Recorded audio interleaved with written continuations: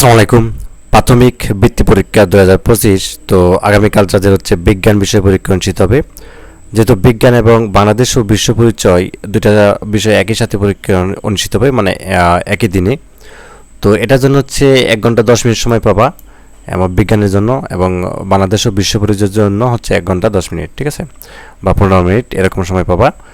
তো এখন হচ্ছে আমরা বিজ্ঞান বিষয়ের সাজেশন দেখব, এবং এটা হচ্ছে পূর্ণমান হচ্ছে 50, ঠিক আছে। এবং এটা যেটা দিতেছি তোমাদের যে প্রশ্ন এবং উত্তর একের সাথে দিয়ে দিতেছি, এবং এটা থেকে কিন্তু অনেক কিছুই হুবহু কমন থাকবে।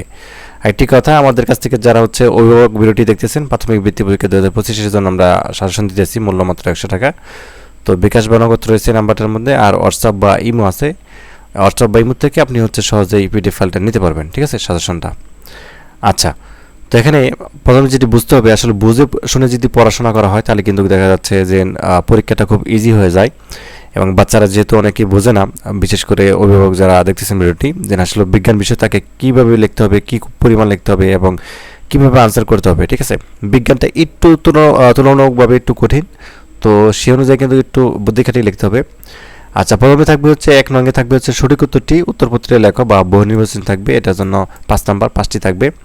যেমন 1 নাম্বার প্রশ্ন করছে যে উদ্ভিদ নিজের খাদ্য তৈরিতে কীটি থেকে কোনটি গ্রহণ করে থাকে? আমরা জানি কার্বন ডাইঅক্সাইড, ঠিক আছে। আচ্ছা, জীবাশ্ম জ্বালানি কোনটি? এটা ক নাম্বারটা হবে? কয়লা হবে। আচ্ছা, পৃথিবীতে দিন ও রাত্রি হয় কখন হয়?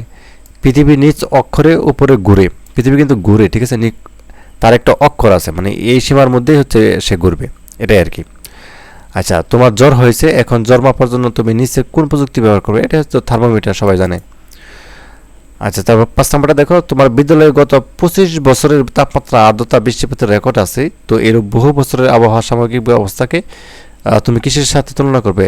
এটা হচ্ছে জলবায়ু। জলবায়ু হচ্ছে লং টাইম বিষয়, ঠিক আছে, এটা বুঝতে হবে। আচ্ছা, এরপরে শুদ্ধ না অশুদ্ধ নির্ণয় করো, এটা হচ্ছে 5 নাম্বার। এটা অনেক সহজ বিষয়, ঠিক আছে। এটা জানি, আশা করি সবাই 5-এর মধ্যে 5 পাও। তো এখানে দেখো ক নাম্বারটা, পরিবেশ দূষণের অন্যতম প্রধান কারণ হলো শিল্পায়ন, ঠিক আছে। এটা কি শুদ্ধ? হ্যাঁ, এটা শুদ্ধ, এটা মিলতেছে।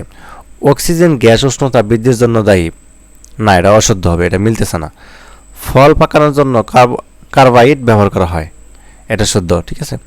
চাঁদের নিজস্ব কোনো আলো নেই, ঠিক আছে। এটা কি শুদ্ধ না অশুদ্ধ? অবশ্যই শুদ্ধ, কারণ চাঁদের তো নিজস্ব কোনো আলো নাই।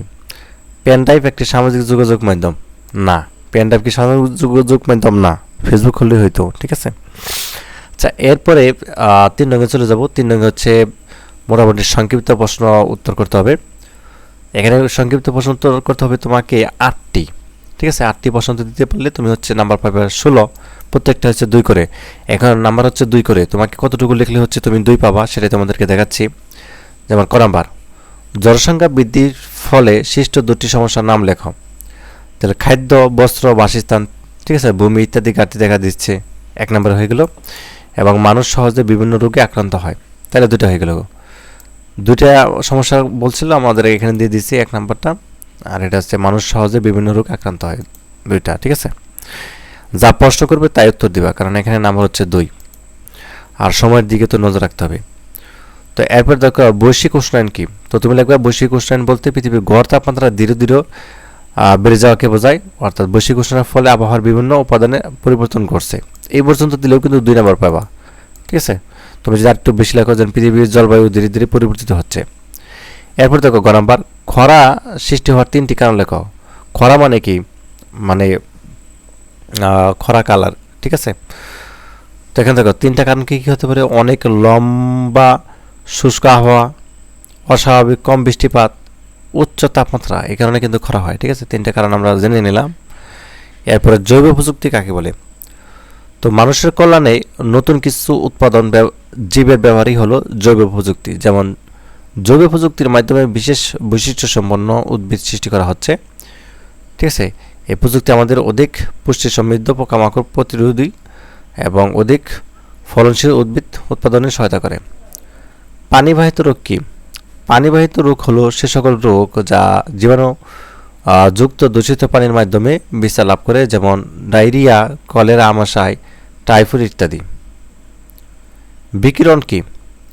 যে প্রক্রিয়ায় তাপ শক্তি কোনো মাধ্যম ছাড়াই উৎস থেকে চারদিকে ছড়িয়ে পড়ে, তাই বিকিরণ। তো বিকিরণ প্রক্রিয়া তাপ কঠিন, তরল ও বায়বীয় মাধ্যমে ছড়ায় সঞ্চালিত হয়। ঠিক আছে, এই পর্যন্ত দিবা, এটা বেশি লেখার দরকার নেই। 6 নম্বর, পানির 3টি অবস্থা কী কী? উদাহরণ সহ বুঝে লেখো। পানির 3টা অবস্থা কী কী আমরা জানি। বরফ, পানি, আরেকটা কি জলীয়বাষ্প। উদাহরণ যদি দিই তাহলে দেখো, পানি বরফ অবস্থান কঠিন, আর পানি অবস্থান তরল, এবং জলীয়বাষ্পের অবস্থান হচ্ছে গ্যাসীয় বলে। মানুষ কীভাবে উদ্ভিদের উপর নির্ভরশীল সে সম্পর্কে 3টি বাক্য লেখো। মানুষ খাদ্যের জন্য উদ্ভিদের উপর নির্ভরশীল, একটা কারণ। শ্বাস গ্রহণের জন্য অক্সিজেনও মানুষ উদ্ভিদ থেকে পেয়ে থাকে, এটা একটা কারণ। আবার বাসস্থান তৈরির জন্য মানুষ উদ্ভিদ ব্যবহার করে থাকে, মানে সবভাবেই কিন্তু উদ্ভিদের উপর নির্ভরশীল এভাবে। এরপর হচ্ছে তোমাদের বড় প্রশ্ন দিতে হবে 4টি, 4 4 24, 6 নাম্বার করে প্রত্যেকটাই। তো এই বড় প্রশ্নের মধ্যে তুমি কতটুকু লিখবা দেখো, কতটুকু লেখা প্রয়োজন। খাদ্য শৃঙ্খলা কি? একটি খাদ্য শৃঙ্খলার উদাহরণ দাও। কীভাবে খাদ্য শৃঙ্খলার মাধ্যমে সৌরশক্তি জীবে সঞ্চালিত হয় তা 4টি বাক্য লেখো।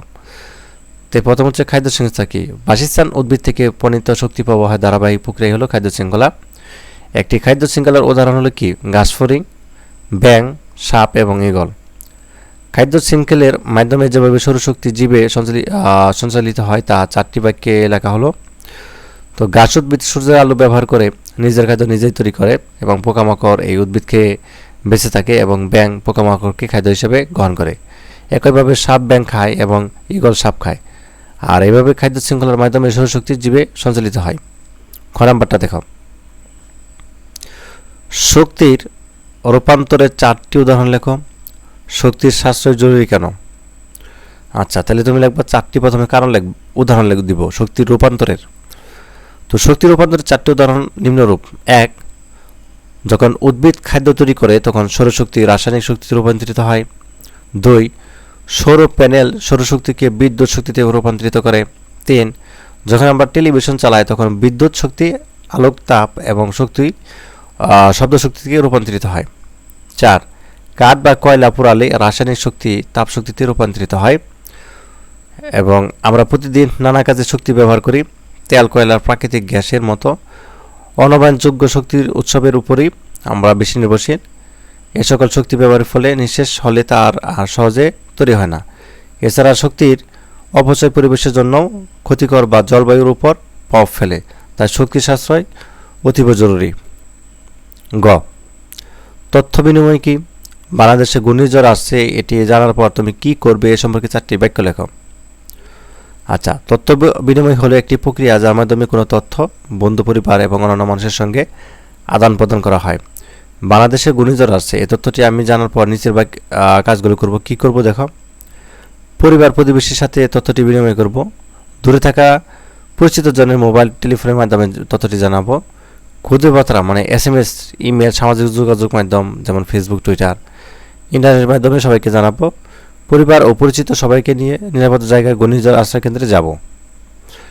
তারপর থেকে গ নাম্বারটা, মানুষের 2টি মৌলিক চাহিদার নাম লেখো।